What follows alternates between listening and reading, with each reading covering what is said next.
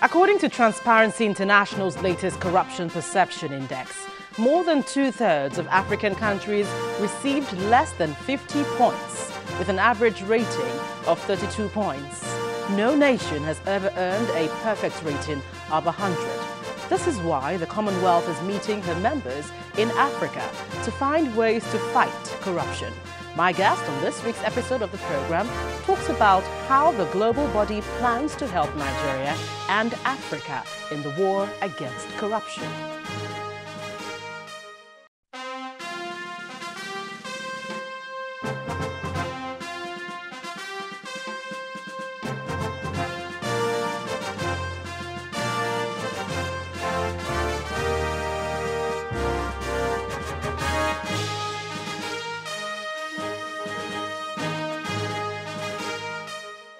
Hello there, welcome to Dateline Abuja. I'm Gloria Umezuke.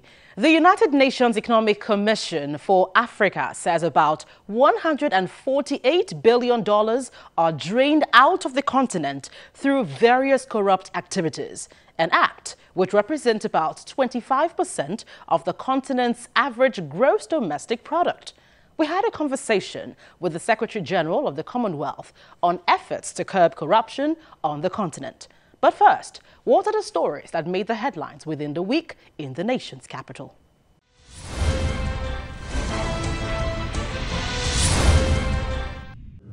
Ladies and gentlemen, you may be seated. Vice President Professor Leah Sharibu is advising African leaders to provide more support and resources to anti-corruption agencies in their countries. He gave the advice at the opening of a 4-day conference of heads of anti-corruption agencies from across Africa. He restated the administration's total commitment to fight against corruption. African countries must come together to keep the issue of asset recovery and return on the front burner of international discourse.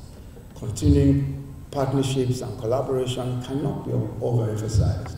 I also urge our various governments to embrace the proactive sharing of information. We cannot afford to allow historical suspicions and cynicisms to undermine the very important work of fighting corruption and reversing its impact. It is only through collective action that we can stay ahead of the criminal elements who rob our countries and our citizens of their present and their future. May I call on governments of African states to more actively provide funding, moral and legal support for anti-corruption agencies. The fight against corruption is far more sophisticated, vicious and nuanced than ever before. Still at the conference, Nobel laureate Professor Leah Soyinka believes it will take the jailing of corrupt leaders for Nigeria's anti-corruption fight to be won.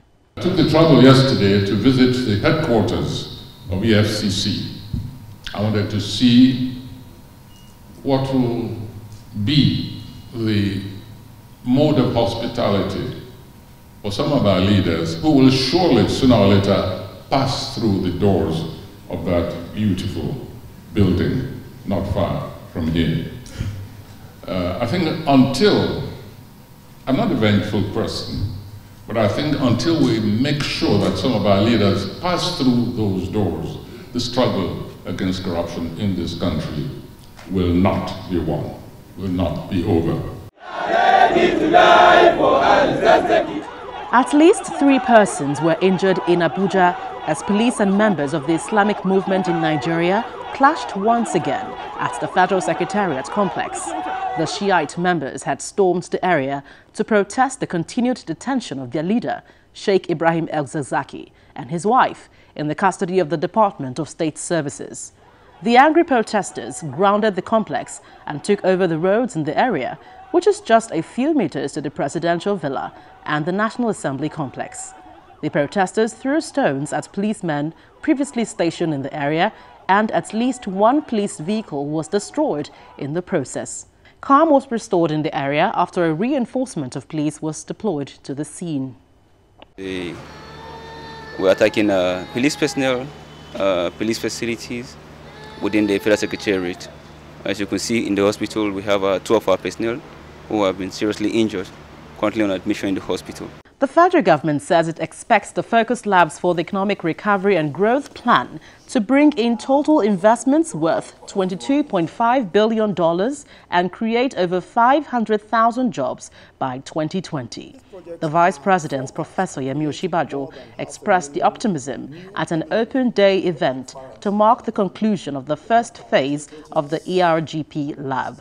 The ERGP focus labs have succeeded in identifying more than $22.5 billion in private investments from about 164 projects that can be unlocked. Of this amount, $10.9 billion of them are what we call most ready projects. That is that we're almost sure to unlock these projects and accelerate their delivery by the private sector. These projects are forecast to create more than 500,000 new permanent jobs for the people of Nigeria up until the year 2020, demonstrating the far-reaching impact of the ERGP focus labs in unleashing a brighter future for our country. Our fight against corruption is not a witch hunt. President Muhammadu Buhari made the clarification at the official opening of the new headquarters of the Economic and Financial Crimes Commission. The president says corruption is the reason why the country is struggling with basic developmental issues that other nations have since overcome. The goal of this administration is to ensure the protection of public trust, and the anti-corruption war is its center. We never intended, and we are not engaged in witch hunting, but we are determined within the laws to call people to account. About 6 months after the presentation of the 2018 budget by President Muhammadu Buhari, federal lawmakers have passed the appropriation bill. The two chambers approved a budget of 9.1 trillion naira as against the 8.6 trillion naira presented by the president. The lawmakers say they approved the increase after a consultation with the executive, where the oil benchmark price was increased from $45 to $51, and that the additional $508 billion added to the budget was applied in critical sectors of the economy. Because we have an increase in the benchmark to 51 USD dollar to a barrel. So we have a reduction of deficit of 50.88 billion. In security, there was this increase of 46.72 billion, security generally. Health, we have 57.15 billion. Power, works and housing, 106.50 billion. The Minister of Information, Alhaji Lai Mohammed, says Leah Sharibu, the remaining abducted Dapchi girl yet to be released, has not been left to her fate, contrary to rumors making the rounds, as he describes negotiations with terrorist group as tortuous. Briefing State House correspondents after the Federal Executive Council meeting presided over President Muhammadu Buhari, Mr. Lai Mohammed equally says, although talks may be complicated, it is going on with a positive end in sight. We are yet to resolve the issue of 6 girls. 111 girls were kidnapped, 105 were returned, and we are busy on a daily basis asking and negotiating and asking what happened to those 5, officially at least, and then what's delaying the the young girl Leah. Negotiation with insurgents, it's quite tortuous and complicated at times, but I can assure you that we are not leaving her to her fate, and that those who should do are busy daily working on her release. The Nigerian Governors Forum have raised alarm over alleged haphazard remittances to the Federation account by the Nigerian National Petroleum Corporation.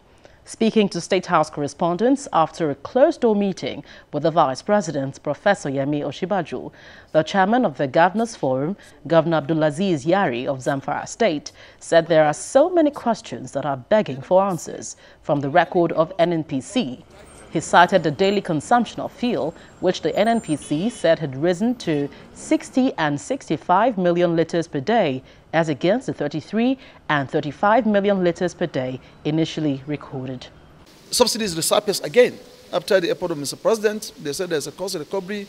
Before, the oil is $40 to a barrel, and now it's about 78 to a barrel. So therefore, largely they are dependent on importation. So therefore, the cost is higher than what we are selling at the pump station. So they need more money. But the concern here is that when there is no cost recovery, NNPC clearly give us the number of 30, 33 and 35 respectively million liters per day. That's the consumption of Nigeria. But now in the new regime of cost recovery, NNPC is claiming 60 million barrel and 60 million liter, 65 million liter a day, which we said no. And we have so many international partners that are saying even we are feeding Nigeria, Cameroon, Ghana, and Niger, we cannot take more than 35 million liters. So we wonder where this 30 million liter is flying. So we are trying to sort that one out. That one is not yet resolved.